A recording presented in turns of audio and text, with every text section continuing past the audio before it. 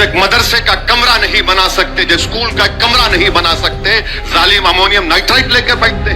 तो ऐसी जहनियत के लोगों के खिलाफ भी हमको इनकी खुलकर मजम्मत करनी चाहिए। मुल्क का दुश्मन है वो हमारा दुश्मन। जब वतन की मोहब्बत की बात हम करते हैं तो जो तालीम इदारे मुसलमानों ने कायम किए, अगर कोई उस तालीम इदारे में बैठकर बम बनाने की साजिश करता है तो हम उसकी भी मजम्मत करते हैं। लाल किले धमाके पर ओवैसी का बड़ा बयान, दुश्मन धर्म नहीं मानसिकता है, हिंदू मुस्लिम नहीं देश के दुश्मन ही असली खतरा। ओवैसी का हमला। धमाके के बाद ओवैसी का तीखा बयान, नफरत फैलाने वालों को सीधा संदेश। दिल्ली के लाल किले के पास हुए धमाके पर राजनीतिक बयानबाजी तेज हो गई है और AIM चीफ असदुद्दीन ओवैसी ने इस घटना पर तीखी प्रतिक्रिया दी है। हैदराबाद में एक कार्यक्रम में उन्होंने कहा कि जो लोग देश के खिलाफ साजिश कर रहे हैं वे हिंदू हो या मुस्लिम, वे राष्ट्र के दुश्मन हैं और ऐसे लोगों की बिना झिझक निंदा होनी चाहिए। ओवैसी ने कहा कि यह बेहद कठिन काम है कि एक संस्था बनाई जाए, लेकिन कुछ लोग अमोनियम नाइट्रेट लेकर घूम रहे हैं जो सीधे देश विरोधी गतिविधियों से जुड़ता है। ओवैसी ने कहा कि दिल्ली धमाके में 14 लोगों की मौत हो गई, जिनमें हिंदू और मुस्लिम दोनों शामिल हैं। उन्होंने स्पष्ट कहा कि यह मानसिकता बेहद खतरनाक है और इसे किसी भी कीमत पर बर्दाश्त नहीं किया जाना चाहिए। उन्होंने कहा कि देश के दुश्मन चाहे वे किसी भी समुदाय से हों, लेकिन हमारे दुश्मन हैं। एक इदारा बनाना कितना मुश्किल काम होता है और ऐसे जालिम लोग हैं जो एक मदरसे का कमरा नहीं बना सकते, जो स्कूल का कमरा नहीं बना सकते, जालिम अमोनियम नाइट्राइट लेकर बैठते। 14 लोग मारे गए, मुसलमान भी मारे गए, हिंदू भी मारे गए।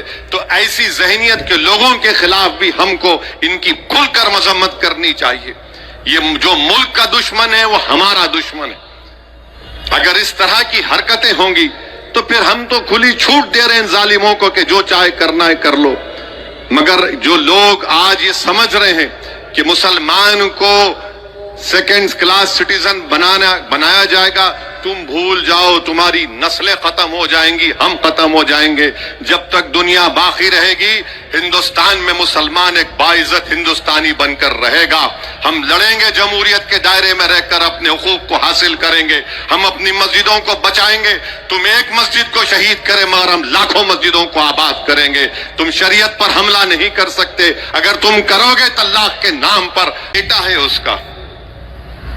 फसादात कितने हुए, दिल्ली का मैसेकर हुआ आसाम में, आपने देखा फसाद हुआ हाशिमपुरा का, मलियाना का। हम और आपने देखा गुजरात में बल्कि 69 का फसाद तो 2002 से बदतरीन था। फिर 2002 की नस्लकशी हमने देखी, 2019 का दिल्ली का फसाद देखा, हैदराबाद के फसादात हमने देखे। मगर एक बात जो लोग समझते नहीं है वो ये है कि इन तमाम फसादात को हमने देखा, हमारी मस्जिद को शहीद कर दिया गया और कोर्ट का जब फैसला आया तो कोर्ट ने कहा किसी ने शहीद नहीं किया। सुप्रीम कोर्ट का फैसला आया तो कहा कि आस्था की बुनियाद पर मस्जिद आपको नहीं दी जा सकती। मुल्क की तारीख उठाकर पढ़ लो, जो लोग आज मुसलमानों को गाली देते हैं और वफादारी का सर्टिफिकेट हमसे पूछते हैं, इतना सब हमने सहा और कल भी सहेंगे, मगर वतन से नफरत के मजाहरे नहीं किए। इख्तिदार पर बैठकर जुल्म करने वालों से हमने कहा कि तुम जालिम हो, हम तुमसे नफरत करते। तो मुसलमानों को अगर तुम दबा रहे हो तो तुम भारत को कमजोर कर रहे हो। अगर भारत एक दुनिया का अमनगाह बनना चाहता है, एक डेवलप कंट्री बनना चाहता है, कैसे बनेगा जब आप 19 करोड़ मुसलमानों को इस तरह हिकारत की नजर से देखेंगे, उनसे नाइंसाफी करेंगे। और संविधान में राइट टू इक्वालिटी जो है वो सब्सटेंटिव इक्वालिटी है, आप उसको भूल जाते।